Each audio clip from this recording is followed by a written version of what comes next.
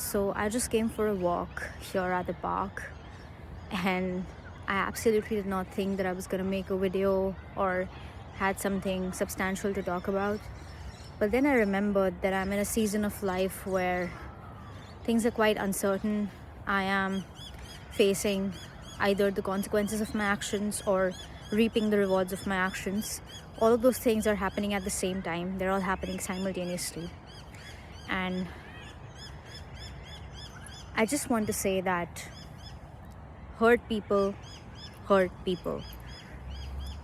And I have been on both sides of the spectrum.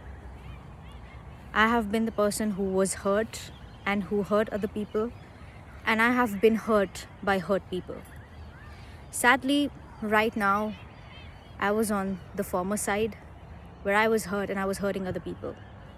I didn't even realize it as it was happening because that's how life is, right? It's a paradox. You connect the dots looking backwards. I wouldn't say that I'm in a situation where I fucked up. I did fuck up, but I'm not really being held accountable for it, which is what I think I've been fearing for the last few days. That what if I'm held accountable? What if this person gets to know? What if this? What if that? And so many what ifs, right? All of it is just the guilt spewing out that, oh, I shouldn't have done that, but I did. Why did I feel the need to do that? And everything points back to the fact that I was feeling insecure. I wasn't feeling validated enough. And it's crazy, right? How many times you know that you know what the solution to a problem is, and yet you are not able to apply it to the best of your ability. I was just so freaking dependent on being validated by both the parties that I completely lost sight of the fact that both of those parties are actually quite close to me. We might not be working well as a trio, but we work well individually. I have a good relationship with both those parties. And being the middleman, I fucked up. I really fucked up. It is taking me a lot to be vulnerable here right now. And nobody's holding a gun to my head and being like, be honest, be honest, be honest. I am choosing to be honest for my own sake because the guilt is eating me alive. I shouldn't have done things that I did.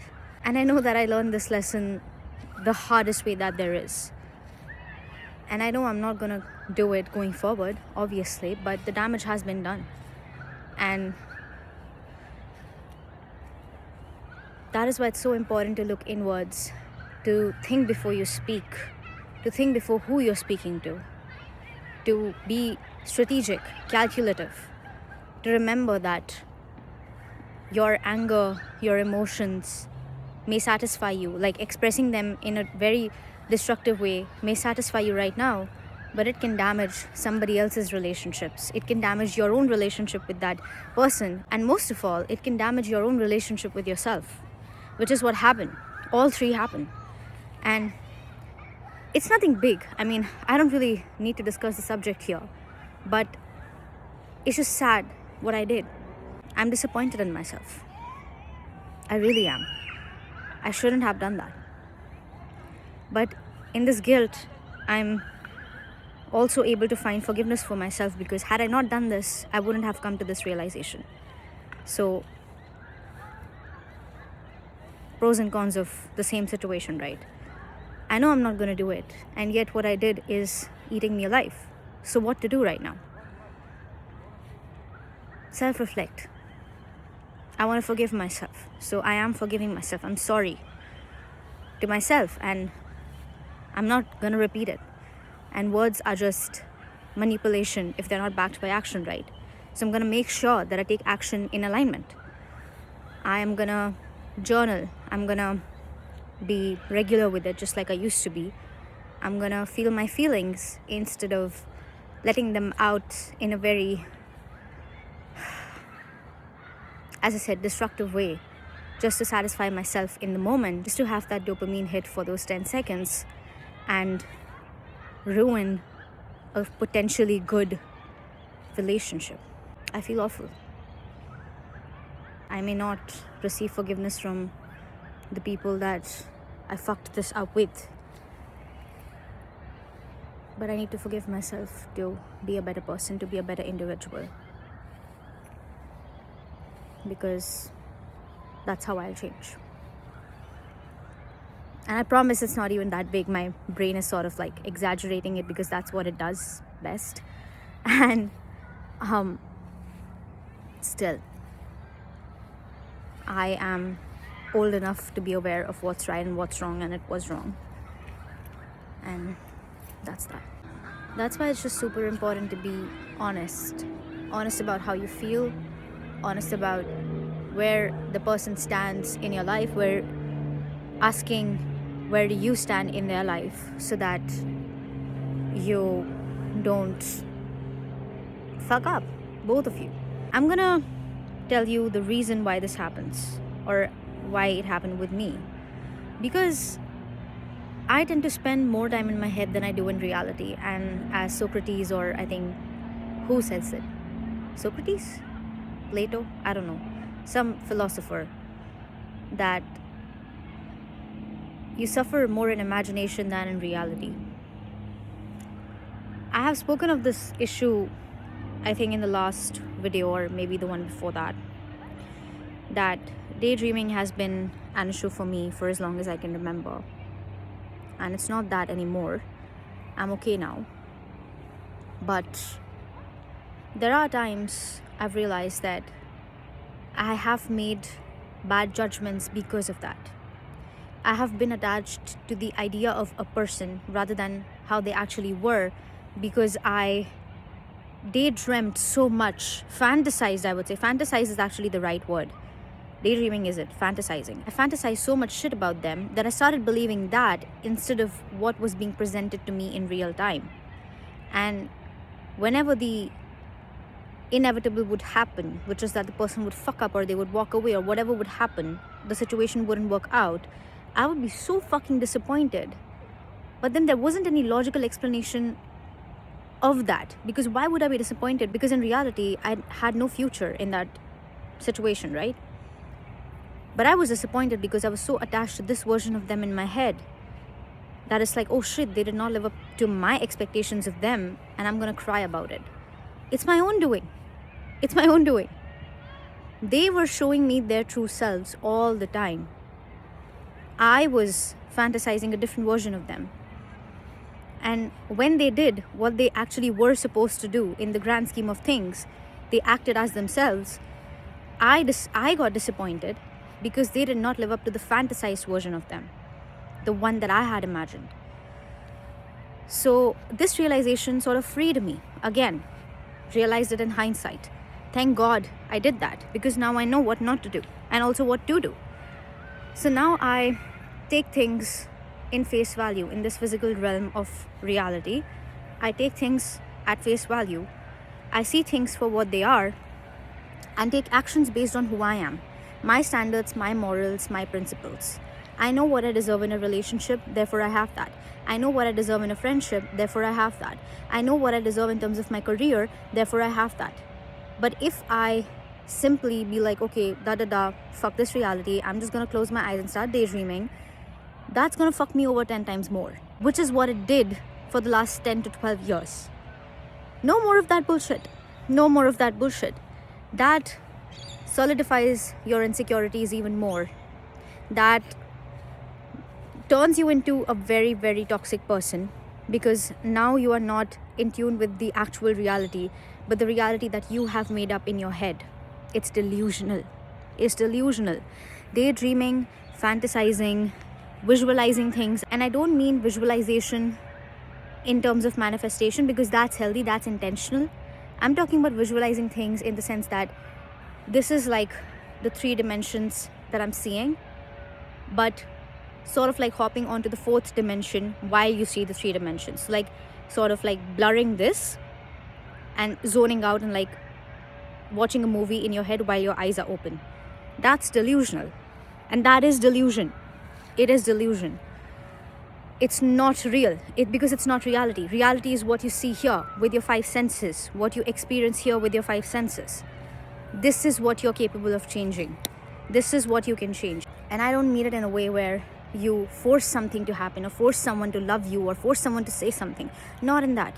You change it in a way by changing yourself. You change who you are. You change who you are. How do you do that? By changing your reactions, by changing your responses to things. Everything in this fucking world is neutral. You change by remembering that my reaction fuels whatever's in front of me. What you focus on grows. If you don't want to deal with something, take your attention away from it. You will always act based on how you see yourself. And that's on period. For that, you must allow yourself to be your most natural and authentic self. And that's how you will get to know. And that comes at a cost. You will embarrass yourself. You will say certain things at the wrong time. You will act cringy. But that's what's going to teach you what not to do. But what to do as well. That's how it works. Simple. I got cut off because I got a call. But I used to fantasize stuff because I used to think that, it's giving me that cheap dopamine. I got aware of it. I did it anyway. That is exactly what was destroying me at the same time. Because it was making me resist things that I was supposed to do in order to change. Had I just faced certain situations to begin with, I wouldn't have felt the way I did. But I didn't, right? I kept avoiding them by daydreaming. And it sucks, right? It really sucks. So I've learned my lesson. And I'm good. And my aim is to be super grounded in reality. Not walk through life emotionally, but logically, rationally. Because emotions are not going to lead you anywhere. Emotions and thoughts are like clouds in the sky. You're just supposed to observe them. You're just supposed to let them be there. You're just supposed to feel them. You're not supposed to resist them. No thought in this world or no emotion can ever hinder your ability to change or to take action. It can never do that. Try it yourself. If I get a thought, I can't stand. Well, I can stand. There you go. It didn't stop me unless I listened to it. It's a neutral thought. It's just a thought. When you look at the sky and you look at the clouds, you don't see that, that's a negative cloud. That's a positive cloud. That's like an 80% negative cloud. No, they're all just clouds. It doesn't fucking matter what kind of cloud this is, because at the end of the day, inherently, it's just a cloud. Emotions are just emotions. They're just feelings passing through your body. It's us humans who've labeled every single fucking thing. This is sadness, this is anxiety, this is that. Fuck all that. Sit with it. As uncomfortable as it is, as distressing as it is, sit with it. That's the whole goddamn point. So that's the plan. To be fully grounded in reality. To act in alignment with who I am. To not get carried away by emotions, because they are not a separate entity carrying me away. I am good. Every single fucking choice is being made by me. I cannot blame the universe. I cannot blame my parents. I cannot blame God. I cannot blame my partner. I cannot blame my friends and be like, oh my God, they made me do it. No, I chose to do it. And I have a choice every single fucking time. Every single fucking time. So here's to living in groundedness. Here's to living in the present moment. Here's to not letting our mind control us, because it never controlled us to begin with. We control us. We control ourselves. We, as in our actions, who I am, consciousness as a whole. I control myself.